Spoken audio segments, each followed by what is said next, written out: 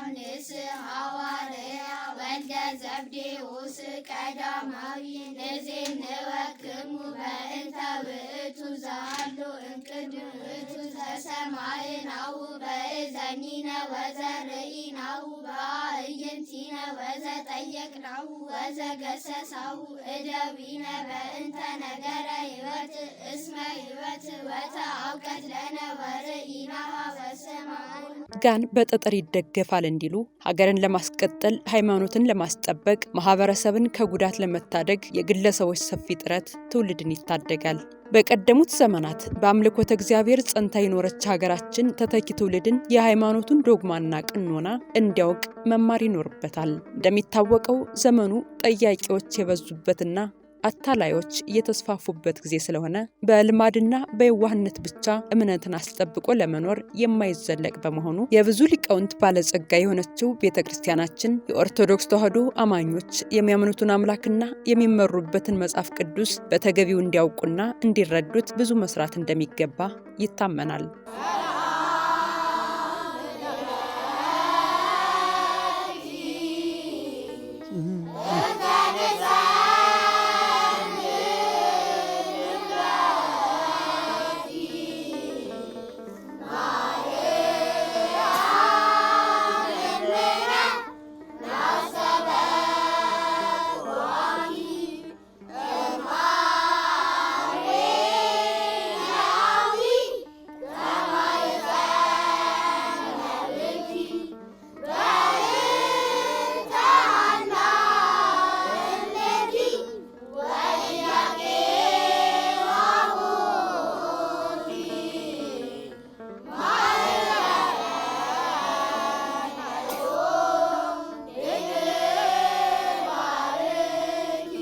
ውድ አድማጭ ተመልካቾቻችን እንዴት ሰነበታችሁ?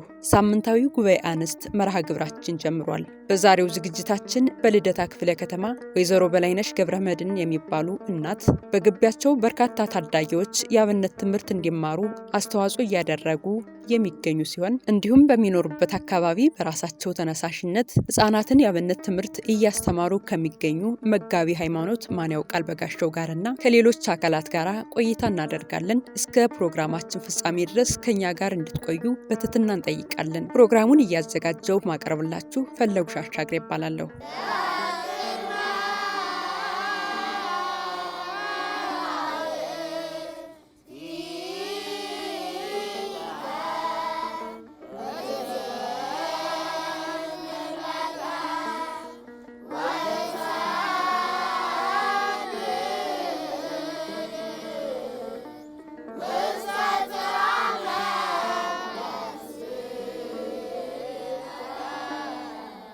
በጎ ህሊናን ገንዘብ ማድረግ እንደሚገባ በኦርቶዶክስ ተዋሕዶ ሃይማኖታችንም ሆነ የስነ ልቦናና የስነ አእምሮ ባለሙያዎች ሲገልጹ እንሰማለን። ተግባራዊ ማድረጉ ላይ ግን ለብዙዎች የሚቻል አይደለም። በጎነት በተፈጥሮ ብቻ የሚሰጥ ሳይሆን በሂደት እየበለጸገና እየዳበረ የሚመጣ መልካም ስብዕና ነው። በመሆኑም ወይዘሮ በላይነሽ ህፃናት እንዲማሩ መፍቀዳቸው እያደገ የመጣ ከመልካም ስብዕና የመነጨ ውሳኔ ነው። እኔ ብቻዬን እዚህ ግቢ ውስጥ ቁጭ ብል የሚያጫውተኝ የለም። ወዲያ ወዲህም ምንም መላላክም የለኝም። እነኚህ ልጆች እዚህ ግቢ ተሆኑ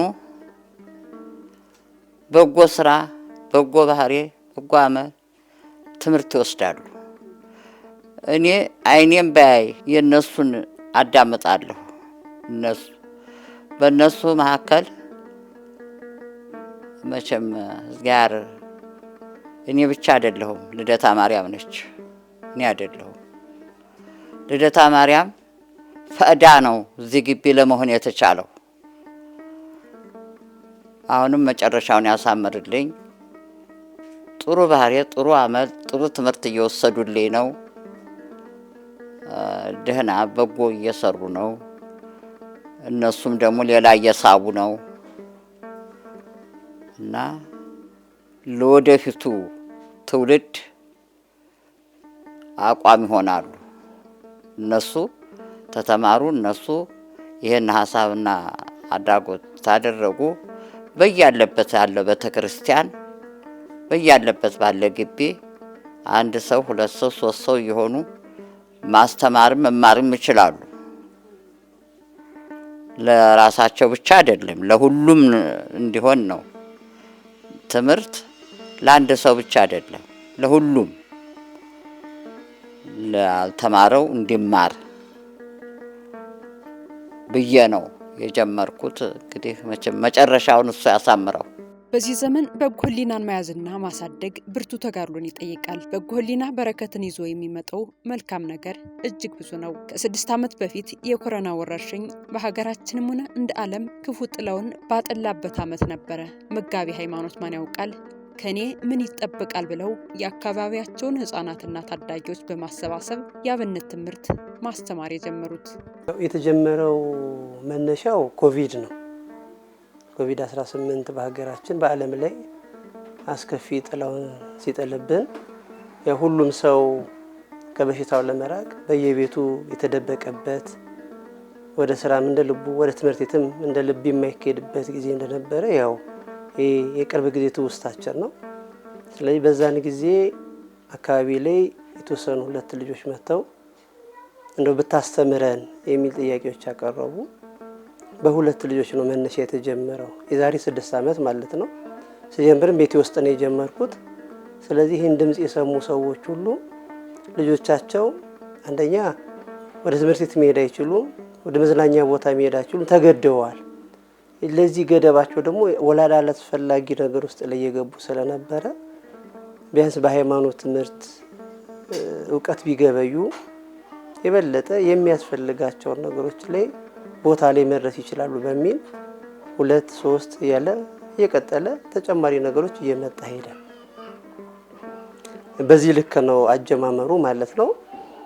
አሁን ባለው የሰው ቁጥር ያው ወጣቶች ልክ ምንድነው ህፃናት ነው የምናስተምረው። ህፃናት እየተማሩ ሲቀጥሉ ልክ ሲያድጉ ወደ ተቋም ወደ ሰንበት ትምህርት ቤት ወደ ቤተ ክርስቲያን እንዲገቡ ነው የምናደርገውና አሁን ባለው ወላጆችንና ከፍ ያሉትን ሳይጨምር ወደ 76 ይደርሳሉ። 76 ተማሪዎች ናቸው የሚማሩ ትምህርት ያስኳላ የቀለም ትምህርት ይማራሉ። መንፈሳዊ ትምህርት ላይ አንደኛ ቆጠራ የግዕዝ ቆጠራ ውዳሴ ማርያም፣ መልካ ማርያም፣ መልካ ኢየሱስን ይማራሉ። ሁለተኛ ዜማ፣ ሶስተኛ ንባባትን የገርላት ሲነበቡ እንዴት መነበብ እንዳለባቸው መጽሐፍት እንዴት መነበብ እንዳለባቸው እነዛ ንባባት ይማራሉ። ከዚህ ባሻገር ከመንፈሳዊው ባሻገር ደግሞ ይሄ ሰውነታቸውን ለመጠበቅ የሁሉ ልጆች በተፈጥሯቸው ብዙ ነገር ውስጥ ላይ ነው የሚሳተፉትና ስፖርታዊ እንቅስቃሴዎች ላይና እንዲሁም ደግሞ አንዳንድ ቦታዎች ላይ ጉብኝት የማድረግ እነዚህ ስራዎችን ማህበሩ እየሰራ ያለው። በ3 እና በ4 ህፃናት የተጀመረው የማስተማር ስራ ዛሬ በወይዘሮ በላይነሽ ግቢ በርካታ ታዳጊዎች በመኖሪያ መንደራቸው እየተማሩ ይገኛሉ። ማህበር የሚባለው የ2 ሰው የ3 ሰው ስብስብ ነው። ስብስቡ 1 2 ሰው ከተሰባሰበ ማህበር ነው የሚባለው። እንደ ቤተ ክርስቲያን ማስተምሮ በስሜ 2ም 3ም ከዚያም በላይ በተሰበሰቡ ነው በመካከላችሁ ይገኛለው እንዳለ አምላካችን። አሁን ያለው ቁጥር ማህበር ልንለው የማንችልበት ነገር የለውም። ምክንያቱም የቁጥሩ ስሌት ስንመለከት ወደ 140 ምናምን ብያለሁ። እንደ ወላጆችን በደንብ አካተን ከዚህ እድሜያቸው ልክ ሲያድግ አስፋልት መሻገር ሲችሉ መንቀሳቀስ ሲችሉ በራሳቸው መራመድ ሲችሉ ከላክናቸው ወደ ቤተ ክርስቲያን ወደ ሰንበት ቤት ካስገባናቸው ውጪ ማለት ነው በአጠቃላይ ስንቆጥረው ማለት ነውና ፍላጎቱ እየሰፋ ሲመጣ በአንድ ሰው ብቻ ሸክም የሚቻል አልሆነም። ምክንያቱም አንደኛ እኔም በደብር ላይ በስብከተ ወንጌልነት አገልግሎት ውስጥ ስላለው ያ ራሱ አገልግሎት የሚፈልገው ሰዓት አለ፣ የሚፈልገው ጊዜ አለ፣ የሚፈልገው እንቅስቃሴ አለ፣ ሌላ ተራማጅ የሆኑ ነገሮች ማለት ነው። ስለዚህ ብቻ መሸከም አልቻልኩትም። 2 ሰው መሸከም ቀላል ነው፣ 3 ሰው 4 ሰው ቀላል ነው። እየጨመረ ሲመጣ ግን ክብደት ስላለው ይሄንን ተቆርሶ የየራሳቸውን ኃላፊነት እንዲወጡ የየራሳቸውን ድርሻ እንዲወጡ ወላጆችን ወደዚህ መስመር በማምጣትና ማህበሩንም ለልጆች ማህበረ ፈለገ ቂርቆስ ለወላጆች ደግሞ ማህበረ ፈለገ ቅድስት ኢየሉጣ በማለት በዚህ መንገድ የማህበሩን ስያሜ ሰጥተናል። አንዳንድ መልካም ተግባራት በአንድ ግለሰብ ብቻ ከሚፈለገው ግብ ላይደርስ ይችላል። በመሆኑም መጋቢ ሃይማኖት ማን ያውቃል የጀመሩትን ህፃናት ላይ የመስራት ስራ ወይዘሮ በላይነሽ ቦታቸውን በመፍቀዳቸው ሊቀጥል ችሏል። እናታችን ወይዘሮ በላይነሽ ያው ግቢ መፍቀድ ማለት ማህበሩ በጀመረው በጎ ምግባር ላይ ቀና አመለካከት አላቸው ማለት ነው። ማንም ሰው ግቢውን አይፈቅድም። በተለይ ደግሞ ብዙ ልጆች የሚስተናገዱበት፣ ወላጆች የሚወጡበት የሚገቡበት፣ ከዛም ባሻገር ደግሞ ክረምት በሆነ ጊዜ የተለያየ ጉባኤ እንኳን ሲኖር ይሄኛው ወደ ቤት ገብተው አስፈላጊውን ጉባኤ እንዳይቋረጥ ሳሎን ቤት እስከ መፍቀድ ድረስ ነው። እዚህ ድረስ በጎነታቸው ትልቅ ነው። የዚህ የማህበር የጀርባ አጥንት ናቸው። ቅልቦች ቢኖሩ ይሄን ነገር ግን ሌሎችም በትክክል ታድመው የሚረዱበት አኳኋን የሆነ ቦታ ስፍራ ያስፈልጋል። ስለዚህ የዚህ ይሄን ቦታ የፈቀዱ በመሆናቸው ይሄ እሳቸው ጸጋ ነው። እርግጥ ከድሮም ጀምሮ እዚህ ሰፈር ውስጥ እንዳደግን ከድሮም ጀምሮ ለልጅ ለማህበረሰቡ ትልቅ አመለካከት በጎ አመለካከት ያላቸው ናቸው። በሰፈሩ የተከበሩ ናቸው። ይሄን ሐሳብ ነው ለማስቀጠል የሞከሩት። አሁን እድሜ ሲገፋ እንዲህ አይነት ትውልድ ደግሞ ልጆችን መንከባከብ፣ ልጆችን ማገዝ፣ የወላጆችን ድካም በተወሰነ መልኩ በቻልነው ልክ እናግዝ ብሎ የመጣ ማህበር ሲኖር ለዛ ደግሞ ድሮ እሳቸውን በዚህ ረገድ በማህበረሰብ ደረጃ የሚያደርጉት አበርክቶ ትልቅ ነበርና ዛሬ ቢያንስ ይሄን ግቢን ተጠቀሙ ብሎ መስጠትም ትልቅ ነገር ነው። በጣም ትልቅ ነገር ነው። ስለዚህ ይሄን ሐሳብ መደገፍ አንድ ነገር ነው። ከዛ ባሻገር ደግሞ ያለውን የራሱን የግቢ ስፍራ ደግሞ ለእንደዚህ ለበጎ ምግባር መፍቀድ ደግሞ ከምንም በላይ ትልቅ ነው። ስለዚህ አንደኛው ይሄ ነው። ሁለተኛ ድሮ በነበረውም እኛም ቀምሰናል። አሳምነው የሚባል አለንጋ አለ ማለት በቃ መዋሸት አይቻልም። በዛ አሳምነው የሚተባለው ያው ያቺ አለንጋ ስትመዘዝ ውሸትም ካለ ወደ ትክክለኛው ይመጣል። ስለዚህ ያሳምናል ማለት ነው። ስለዚህ እትዬ ይዘው መጡ ያችን አሳምነው ከተባለ በዛ ደረጃ ልጅም ይረዳል፣ ከጥፋቱ ይቆጠባል። ቀላል ነገር አይደለም እና ትልቅ ምልክት ነበረ። ስለዚህ ያ ሁሉ በዛ ሰዓት ላይ የሚደረግ የነበረው ድሮም የነበረው ማህበረሰብም ወላጅ ይውለድ እንጂ ጎረቤት ይመለከተዋል። ልጅን የሚያሳድገው የወለደ ብቻ አይደለም። ጎረቤት ማህበረሰቡ ሁሉ ትክክለኛ ያልሆነ ነገር ሲያይ ይገስጻል፣ ይቆጣል። በሂደት ግን እንዲህ አይነት እንትናችን እየላላ በተለያየ ምክንያት መጥቷል። አሁን እንዲህ አይነት ማህበር ደግሞ መንደር ውስጥ ሰፈር ውስጥ እየሰራ አብረን ባደግንበት ተወልደን ባደግንበት ያን ጣዕም የምናቅ ዛሬ በተለያየ የትምህርት እርከን ላይ ሆነን የተለያየ የስራ ደረጃ ላይ ሆነን በተለያየ መልኩ እንደ ሀገር የምናገለግለው ነገር አለ። መለስ ብለን ግን ተወልደን ባደግንበት ሀገር ደግሞ መንደር ደግሞ ምን ማድረግ ይገባናል? የቀደመ እንደዚህ ትልቅ ልብ ነበረ፣ እሱ መደገፍ አለበት። ይሄን ደግሞ መደገፍ ከምን አንፃር ነው?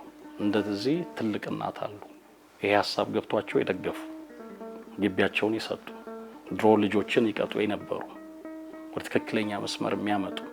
ስለዚህ ዛሬ ደግሞ ተተክቶ እንደ ጊዜው ልጆችን በስነ ምግባርና በሃይማኖት እያነጸ ከዛም ባሻገር ደግሞ በቀለም ትምህርት እየደገፈ ወደ ትክክለኛ መስመር የሚያመላክት ማህበር መጣ። ስለዚህ ያን አደራ ነው የሰጡት። ግቢያቸውን መስጠት ማለት ድሮ የነበራቸው የማስቀጠል። ስለዚህ ዛሬ አልጋ ላይ ሆነውም ቢሆን በትንንሽ እግራቸው ነገ ከነገ ወዲያ ትልልቅ እርምጃ መሄድ የሚችሉ ተስፈኞችን ግን እያገዙ ነው። ስለዚህ እሳቸው አበርክቶ እውነቱን ለመናገር እኔ ስላልኩ አይደለም፣ ማህበሩ ስላል አይደለም፣ በአካባቢው በማህበረሰቡ ይታወቃል። ስለዚህ እሱን በልጆቹ ደግሞ ልብ አትመዋል እና ይሄ ትልቅ ጸጋቸው ከልጅነት እስከ እውቀት የምናውቀው ይሄን ነው። እኛም ደግሞ ይሄን ኃላፊነት ይሄን አደራ ይሄን በጎነት የማስቀጠል ግዴታም ኃላፊነትም አለብን። ስለዚህ በዚህ ውስጥ ስለምናገለግለው አበርክቶ ደስ እያለን 5 ሳንቲም ክፍያ የለውም። ወንድማችን መጋቢ ኃይለ ገብርኤል ይሄን ሁሉ ሰብስቦ ሲያደርግ 5 ሳንቲም ክፍያ የለውም። ስለዚህ እንደ አይነት ሐሳብ መደገፍ አለበት። እንደ አይነት አበርክቶ መበረታታት አለበት። እንደ አይነት ከዚህ መንደር ብቻ ሳይሆን ወደ ሌላ መንደርም ወደ ሌላ ደብርም እየተጋባ ይሄ በትክክለኛው እንደ ሀገር ቋንቋ መሆን አለበት። በዚህ ውስጥ ትውልድ ይለመልማል፣ ሀገር ተስፋ ታደርጋለች። የቤተሰብም ህይወት በልጁ ካንገት ቀና ይላል። በልጁ የሚኮራ ቤተሰብ ይሆናል፣ ሀገርንም የሚያኮራ ትውልድ ይሆናል። ስለዚህ ይሄ እኛ ከደረስንበት በላይ እንዲሆኑ የማድረግ ኃላፊነትም ግዴታ አለብን። እነሱ ብዙ ተስፋ አላቸው፣ ብዙ መሮጥ ይችላሉ። ስለዚህ በዛ ደረጃ ደግሞ እኛ ትንሿን ካገዝን ብዙ ርቀት መሄድ ይቻላል ብዬ አስባለሁ። ያያችሁት የተመለከታችሁት አንድ ነገር አለ፣ ግቢ ነው። ይሄን ግቢ የፈቀዱልን እናታችን እትዬ በላይነሽ ስመ ክርስትና ጸደ ማርያም ይሄን ግቢ መፍቀድ ዛሬ ላይ ለመሰባሰብ 76 ተማሪዎች በአንድ ከትመው ወላጆች ሲጨመሩ ከፍ ያሉ ሲጨመሩ ደግሞ ከ140 በበለጠ መልኩ ምን እንቀሳቀስበት ግቢውን ከግቢው ባሻገር መኖሪያ ቤታቸው ነው። እዚህ ቤት ውስጥ ላይ ዝናብ አስቸጋሪ ነገሮች በሆኑ ጉዳዮች ላይ እዚህ ገብተን እንድንማር ያደረጉት የመጀመሪያው ፈር የቀደዱልን እናታችን ናቸው።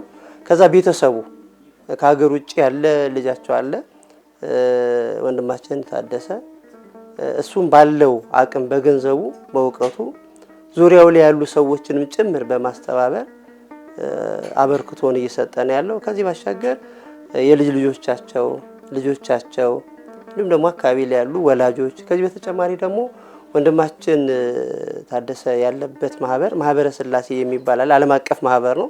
ያ ማህበር የአንደኛውን የመሪጌታ ደሞዝ በየወሩ የሚከፍልልን እሱ ነው። ከዚህ በተጨማሪ ለልጆቹ የሚያስፈልጉ መጠየቅ ነው ቁጥር ከበሮ ሲፈልጉ ከበሮ የምንፈልገው በፈለግነው ልክ ላይ የሚያበረክትልን ወንድማችን አሉ። ከዛ ውጪ ወላጆች መጠነኛ በሆነ ባላቸው በእውቀት በገንዘብ በጉልበት የሚያገለግሉ ወላጆች ናቸው ይህንን ማህበር እየደገፉት ያሉት ማለት ነው። እነዚህ የነጋዋ ቤተክርስቲያንና ሀገር ተረካቢ ህፃናት የአብነት ትምህርቱን በሊቃውንት አባቶችና የመደበኛ ትምህርታቸውን ማጠናከሪያ ደግሞ የወይዘሮ በላይነሽ የልጅ ልጅ የሆኑት በአቶ አንዳርጋቸው ነጋሽ አማካኝነት እየተማሩ እንደሚገኙ ተገልጿል። ትምህርቱ የሚሰጠው በቤተክርስቲያን ሊቃውንት በቤተክርስቲያን መምህራን ስንጀምር በእኔ ነበር የተጀመረው። በእኔ ተጀመረና አሁን የልጆቹ እውቀት ከፍ ሲል ፍላጎታቸው እየጨመረ ሲመጣ ቢያንስ ለዚህ ተመጣጣኝ እውቀት ያለው መምህር ያስፈልገዋል። ስለዚህ በዚህ አንፃር ሁለት መሪጌታዎችን አንድ ካህንን እነዚህ 3 ሰዎችን በመመደብ አንደኛው በትሩፋት ነው የሚያገለግሉት ልጃቸውም ስለሚማር እዚህ የአካባቢ ካህን ናቸው። ሁለቱ ግን መደበኛ ወራዊ ክፍያ እየከፈልናቸው ሰዓት መደበንላቸው በዛ ሰዓት መሰረት እየመጡ ያስተምሩልናል። የዚህ ማጠናከሪያ ትምህርት ልጆቹ በተቻለ መጠን ራሳቸውን እንዲችሉ ነው ሐሳቡ። ሁሉ ጊዜ መደገፍና የጥናት ጥገኛ እንዲሆኑ አይፈልግም። እሱም አይደለም እንትኑ እነሱን የማብቃትና በራሳቸው በዚህ በቀለም ትምህርት በሁለት እግራቸው መቆም የሚችሉ አጥኑ ሳይባሉ የሚያጠኑ የከበዳቸውንና አንዳንድ ዝርዝር ነገሮችን ማየት አስፍቶ የማየት ነገር ካልሆነ በስተቀር ከዛ ባሻገር በራሳቸው ቆመው ራሳቸውን ችለው ማጥናት እንዲችሉና ጥናትን የትምህርት ባህላቸው እንዲያደርጉት ከዛ አንፃር ድጋፍ ማድረግ ነው። ስለዚህ ይሄን ለማድረግ በሳምንት 3 ጊዜ ከመደበኛው ትምህርት ባሻገር ቅዳሜም አንዳንዴ እሁድ ላይም እንዲህ አይነት ድጋፍ ይደረጋል። በዓለም የምናያቸው መልካምም ሆኑ ክፉ ነገሮች ሁሉ መነሻቸው ሐሳብ መሆኑን ስናስተውል ሕሊና ምን ያህል ታላቅ መሆኑን እንገነዘባለን። የቅዱስ ቤተክርስቲያናት ሊቃውንት በሰንበት ትምህርትና የአብነት ትምህርትን እያስተማሩ እንደሚገኙ ይታወቃል። ይሁን እንጂ ሕፃናትን እየላኩ ለማስተማር የሚወስዳቸውና የሚያመላልሳቸው አዋቂ ሰው ያስፈልጋል። ያን ለማድረግ ለማይችሉ በእነ ወይዘሮ በላይነሽ አካባቢ ለሚኖሩ ወላጆች የሚፈጠረውን ስጋት ያስቀረ ሆኗል።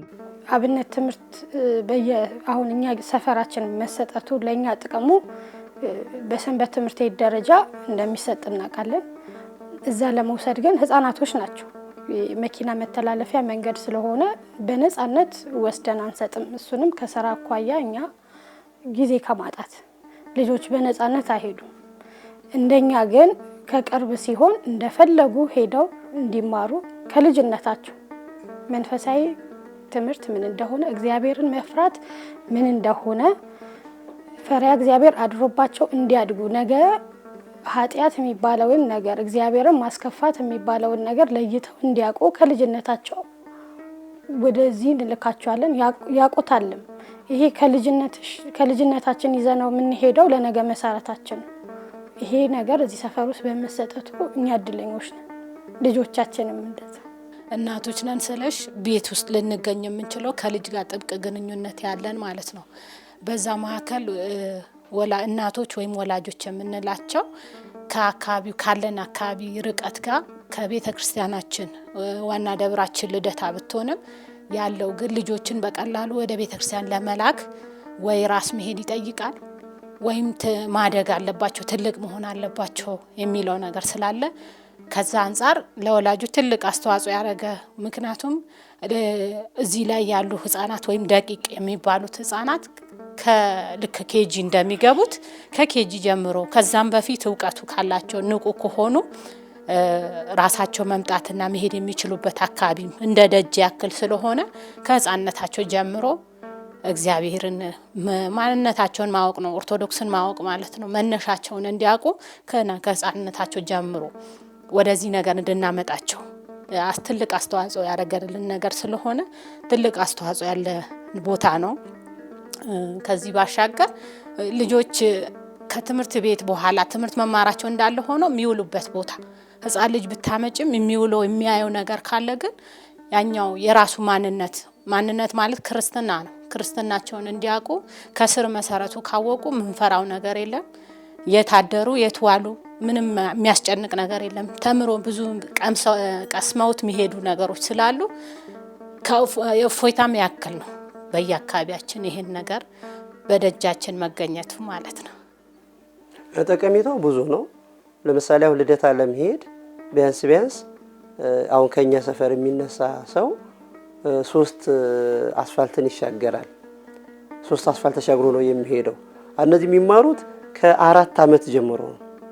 የ4 ዓመት ልጅ አሁን እዛ ልደታ ሄድ ቢባል የመጀመሪያ ወላጅ አይፈቅድም። እኛ እኮ ይሄንን ትምህርት ያገኘ ነው ካደግን 10 ቤት ውስጥ ከገባን ከ16 በኋላ ነው ይሄን ትምህርት ያገኘ ነው።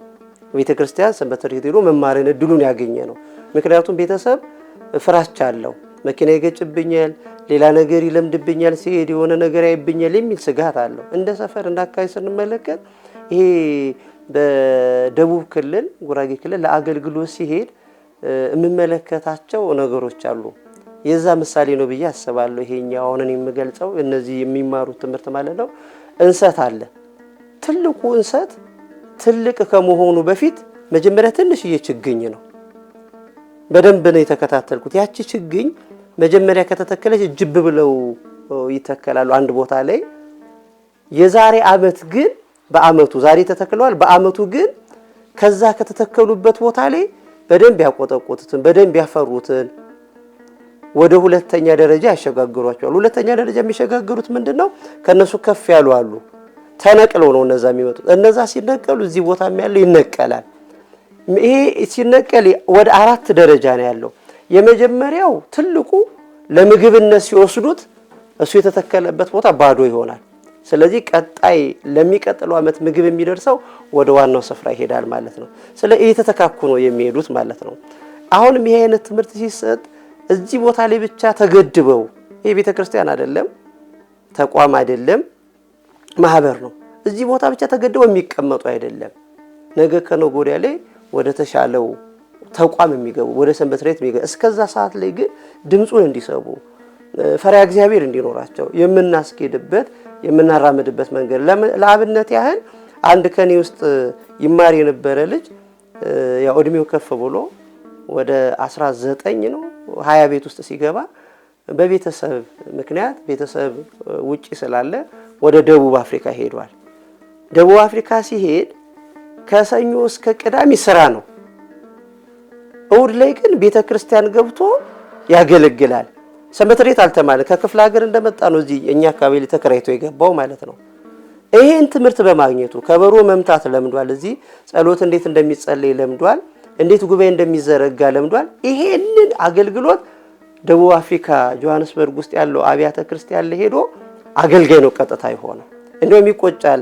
ምን ነው በደንብ በሰራው በደንብ በተማርኩ ነበር እያለ ይቆጫል። ስለዚህ ግባታችን እንደዚህ ነው። ከኛ ጋር እንዲቆዩ አይደለም። ልክ እንደ ችግኙ የመጀመሪያ ማሳያ ነው። ያድጋሉ ያድጉም የሚባለው እንክብካቤ የምናደርግላቸው ከዛ ሁለተኛ ራሳቸው ስር የሚሰዱበት ይሆናል። ወደ ሶስተኛው ሲመጡ ደግሞ በጣም ራሳቸው የሚጎለብቱበት ሶስተኛው ጋር ከደረሱ በኋላ መንቀሳቀስ ይችላሉ ማለት ነው። አራተኛ ለምግብነት ነው ወደ አገልግሎት ቀርበዋል ማለት ነው። ስለዚህ እዚህ ድረስ እያደረስን ነው የምንልከው። በተለይን ትምህርት ደግሞ በማግኘታቸው አስኳላውን ተጨማሪ አድርጌ መናገር አሁን ፍሬ የደረሰልን አስኳላ ላይ ስለሆነ ማለት ነው። የሰንበት ትምህርት ቤት አገልጋዮች አሉ በርካታ እዚህ ተምረው ወደዛ ይገቡ ማለት ነው። በአስኳላ ደግሞ ዲፕሎማቸውን ይዘው ዲግሪ የጀመሩ አሉ ማለት ያስተማርናቸው ትምህርት ነው። ከቤተሰብ ብዙ እንዳይጠብቁ ማለት ነው። ቀን ይሰራሉ፣ ማታ ይማራሉ። ወደ 3 ልጆች አሉ በዚህ ልክ ላይ ትምህርት እየተማሩ ያሉ ማለት ነው። እና በሁለቱም በኩል ክሌሴፍ እንደሚባለው በሁለቱም በኩል እየተሳሉ ያሉ መንገድ ውስጥ ነው ያሉትና ልጆቻችን ከአንዱ ድርሻ ወደ አንዱ ድርሻ ማሸጋገሪያ መንገዳችን ነው። በጎ ሕሊናና ቅን ልቦና ያለው ሰው በትክክለኛ መንገድ እየተጓዘ እንደሆነ ካወቀ በጉዞው የሚገጥሙትን ክፉ ነገሮች እንኳን በመልካም ይተረጉማል። ምግባርን እየተማሩ ማደጋቸው ነገ ያሳደጋቸው ማህበረሰብ የሚወዱና እንደተደረገላቸው እነሱም መልካም ተግባርን የሚሰሩ ልጆች እንዲሆኑ ያግዛቸዋል ተብሏል። የተሻለ ዜጋ ነገ ከነገ ወዲያ አድጎ እንድናይ ለቤተሰብም ኩራት እንዲሆን ለአካባቢው ማህበረሰብም ኩራት እንዲሆን እንደ ሀገርም ኩራት እንዲሆን ሁሉም ቤተሰብ ስለወለደ ብቻ አይደለም ይሄን ሐሳብ የወለደ አመለካከት ስላለ ሰውም ስላለ ይሄን ሐሳብ መደገፍ ራሱ እንደመውለድ ነው። ከዚህ ሐሳብ ጋር መራመድ ማለት የሌሎችን ተስፋ እንዲለመልም በተለየ ልጆች ነው። ልጆችን አንዴ ነገሮች ከተጣመሙ በኋላ ለማስተካከል በጣም ከባድ ነው። ልጅ የሰጠሽውን የሚቀበል ነው። ልጅን በጥሩ መልኩ መቅረጽ ይቻላል። ልብን መስጠት፣ ፍቅርን መስጠት፣ ከዛ ባሻገር ደግሞ በትክክል ባህሪያቸውን ደግሞ መከታተል ነው። ስለዚህ ይሄ ምንን ይረዳል? አንደኛ ቤተሰብ ውስጥ ስላላቸው ሁኔታም በትክክል ለመገንዘብ ይረዳል። አካባቢ ላይም ነገ ከነገ ወዲያ የሚያመጡትን የተሻለ ጥሩ አይነት ስነ ምግባር ከወዲሁ ማየት እንችላለን። ስለ ነገ ተስፋቸው ደግሞ በእርግጠኝነት መናገር ይቻላል። ስለዚህ እሱን ለማድረግ በጣም መታገዝ አለባቸው። እንዲህ አይነት ነገሮች አንድ አካባቢ ላይ ብቻ አይደለም፣ ቀላል ስራ አይደለም። ትግል ይጠይቃል፣ ወላጅም ማሸነፍ ይጠይቃል፣ የብዙ ልጆችን ድምጽ መስማት ይጠይቃል፣ እንደ ባህሪያቸው ማስተናገድ ይጠይቃል። በዛ ውስጥ ቆም ብሎ ትክክለኛውን መስመር ማመላከት ደግሞ ይጠይቃል። እና ልጅን ማስተማር ማለት ቤተሰብን ከጀርባ ያለውንም ቤተሰብ መመልከት ማለት ነው። ስለዚህ የብዙ ሰውንም ድጋፍ ይጠይቃል። ልጅ የሚሰራው በተለያየ መልኩ ስለሆነ በወላጅ ይሰራል፣ በአካባቢ ይሰራል፣ በሃይማኖት ይሰራል፣ በትምህርት ቤት ይሰራል፣ በማህበራዊ ሚዲያ ይሰራል። ብዙ ነው። እነዚህን ነገሮች ሁሉ በትክክለኛው መንገድ በሚጠቅም መንገድ ማስተካከልና መምራት ደግሞ ይሄ የገባው ሰው ነው። ስለዚህ የገባው ሰው ለሌላው ደግሞ ይሄን ሀሳብ ያጋባል፣ ወላጅም ይቀበላል፣ ልጆችም። አሁን ይሄ ማህበር በዛ ደረጃ ነው። ስለዚህ በጣም ትንሽ ነበር፣ አሁን ሰፍቶ ብዙዎች በዚህ ውስጥ ተጠልለዋል። ለምን? ጠቀሜታውን አይተዋል።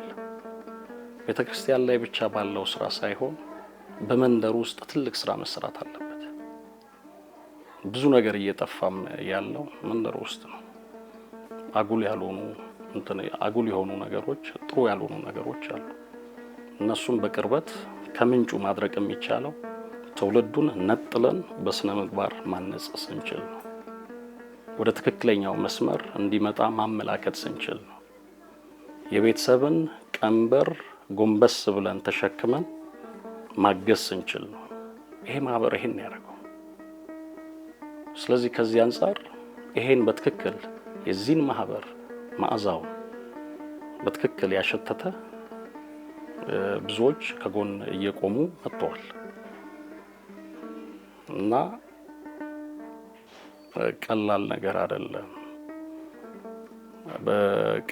አይደለም። አሁን ለምሳሌ በምን አይነት መልኩ ማገዝ ይቻላል? አሁን እኔ ለምሳሌ በተወሰነ መልኩ ለማገዝ የሞከርኩት በቀለም ትምህርት ነው። ምክንያቱም ያ መስመር ስለሆነ እኔ በሱ ደረጃ ልጆችን አግዛለሁ። ከዛ ባሻገር ደግሞ ይሄን በጎ ሀሳብ ራሱ ሌሎች ላይ ማስረጽ ራሱ ማገዝ ነው። ጥሩ ነገር በየትኛውም መልኩ መታገዝ አለበት። ማገዝ በብር ብቻ አይደለም፣ ማገዝ በገንዘብ በጊዜ ብቻ አይደለም፣ ማገዝ በቅን ልቡና፣ እሱም ትልቅ ነገር ነው። ስለዚህ ምንም ነገር ባያደርጉ ከዚህ ሀሳብ ጋር ራሱ መቆም በራሱ እገዛ ነው። ምክንያቱም ይሄ ማህበር በተለያየ መልኩ ብዙ ፈተና አልፏል፣ ብዙ ፈተና አልፈናል ዛሬ ላይ ለደረሰበት ማለት ነው። ስለዚህ ከአንድ አመት ተነስቶ 6 አመት ላይ ሲደርስ እንደው ዝም ብሎ ሁሉ ነገር ቀላል አይደለም። ቅድም እንዳልኩት ከልጆች ጋር ያለው ሁኔታ አለ፣ ባህሪያቸውን ለማስተካከል የሚሄድበት ርቀት አለ፣ ከወላጅ ጋር ያለ ንግግር አለ፣ በጋራ የመምከር ጉዳይ አለ። ምክንያቱም አንድ አካባቢ ላይ ስለሆነን አብዛኛው በባህሪም ባናኗርም ዘይቤም ይተዋወቃል። ስለዚህ እሱ ብዙ ነገሩን ቀላል ያደርገዋል እና ተቀራርቦ ደግሞ ያለውን ነገር በትክክል ችግርም ለመፍታት የተሻለውን ነገር ለማድረግ በዛ ረገድ ብዙ ስራ ተሰርቷል እና መተጋገዝ ከዚህም አንፃር አለ። ከዛ ባሻገር ደግሞ ይሄ ማህበር እውነቱን ለመናገር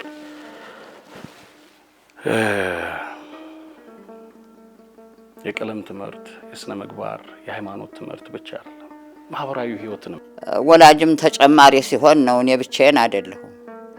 ወላጅም ሲረዳኝ ልጆቹ ደህና ቦታ ይውላሉ፣ ደህና ተረካቢ ይሆናሉ። ወላጆቹም ክብሩ ይስፋ ለመድኃኔዓለም እስካሁን ድረስ ደህና ናቸው። ምንም ወደ ኋላ ያሉት ነገር የለም። ልጆቹንም ያስቀሩበት ነገር የለም። ይማራሉ። ልጆች በዚህ መልኩ መማራቸው ለቀጣይ ህይወታቸው ጥሩ መሰረትን ይዘው እንዲያድጉ የሚረዳቸው ዕውቀትን እያገኙ እንደሆነ ተገልጿል። ጠቀሜታው እንደ ሰፈር እንደ ምንኖርበት አካባቢ ስነ ምግባር ይዘው ትልቅ ሰው አክብረው ታዘው እንዲኖሩ ያደርጋቸዋል። እንደ ቤተክርስቲያን ደግሞ ለቤተክርስቲያን ጥሩ ግብዓት ነው። ቤተክርስቲያን ማለት ምን እንደሆነች ሃይማኖት ማለት ምን እንደሆነ ከስር እያወቁ እግዚአብሔርን መፍራት ማለት የት እንደሚያደርስ እያወቁ ከስር እየተማሩ ነው የሚሄዱት።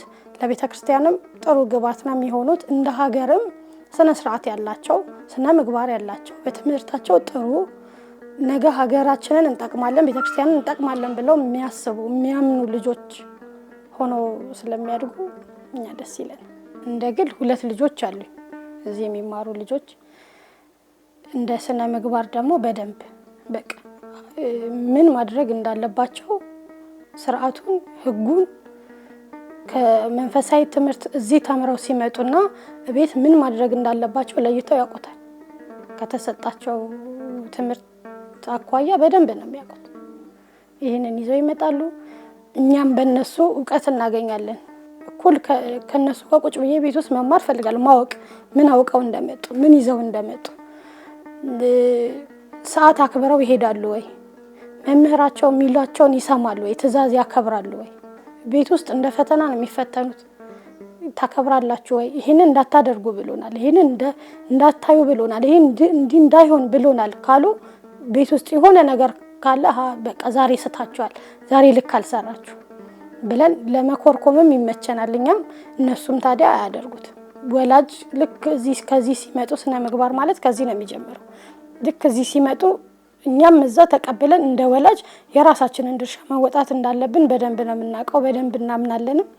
ይሄንን በተገቢ ሁኔታ እናካሂዳለን። እኛም ልጦናል። በእኛ ጊዜ ቢኖር እኔ በነበርኩበት እድሜ እንደዚህ ልጅ ሆኜ በተማርኩ ኖር በጣም እኔ አሁን ለመቆጭበት ጊዜ ነው ለራሴ ለኔ እድሜ ላይ ተምሬ ቢሆን ጓደኞቼ የት ናቸው?